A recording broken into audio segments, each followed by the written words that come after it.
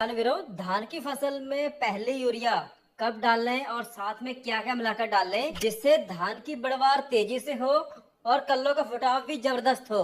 और उसके कितने दिन बाद फिर हमें दूसरी यूरिया डालनी है, उसमें भी क्या क्या मिलाकर डालें और एक आखिरी यूरिया किस कंडीशन पे डालनी है जिससे हमारी फसल के जो पकने के आखिरी 60 दिन बचते हैं वो आखिरी यूरिया से उसकी पूर्ति होती रहे।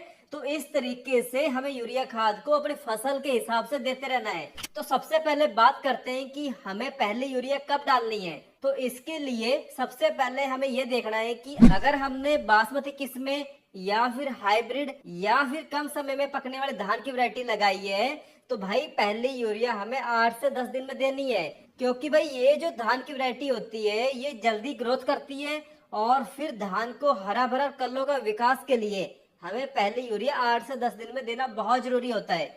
और अगर लंबे समय वाली धान की वैरायटी लगाई है तो भाई उसमें पहली यूरिया हमें 12 से 14 दिन में देनी है। अगर पहली यूरिया इससे लेट कर देते हैं तो भाई फिर पौधे कमजोर रह जाते हैं और फसल की ग्रोथ फिर वहीं की वहीं पे रुकी रहती है। तो हमें पहली यूरिया देते समय थोड़ा सा ये ध्यान रखना होता है कि भाई धान रोपाई के समय हमने कौन सी खाद डाली थी। अगर हमने धान रोपाई के समय डीएपी या फिर एनपीके या फिर एसएसपी खाद डाली है और अगर हमने पोटाश भी अभी तक नहीं डाला है तो भाई फिर हमें लेना है एक बैग यूरिया प्लस साथ में 15 से 20 KG muriate of potash plus साथ में किसी भी अच्छी क्वालिटी का माइक्रोराइजा।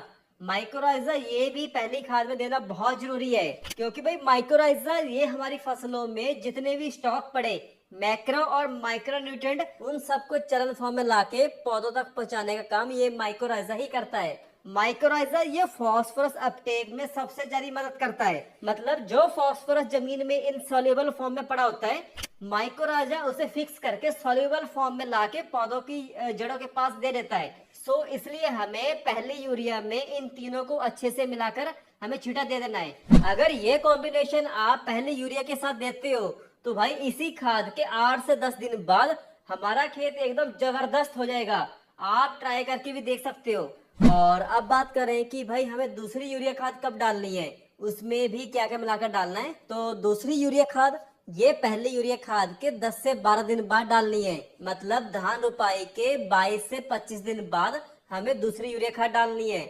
और इसमें हमें लेना है 5 किलोग्राम मोनोजिंक प्लस 3 किलोग्राम 80% WDG वाले सल्फर। इन सबको हमें दूसरी यूरिया खाद में देना है।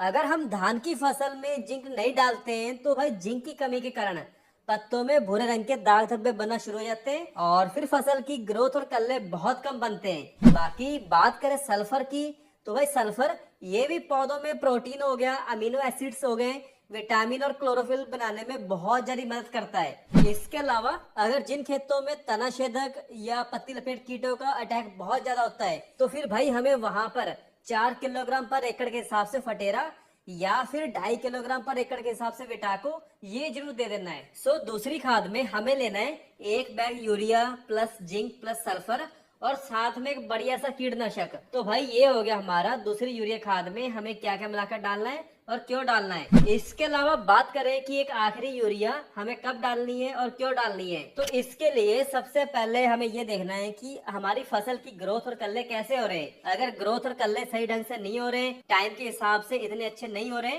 तो भाई फिर हमें लेना है 25 से 30 किलोग्राम यूरिया प्लस साथ में 2 kilogram iron plus 2 kilogram magnesium. और इसके साथ हमें लेना है बढ़िया सा ह्यूमिक एसिड।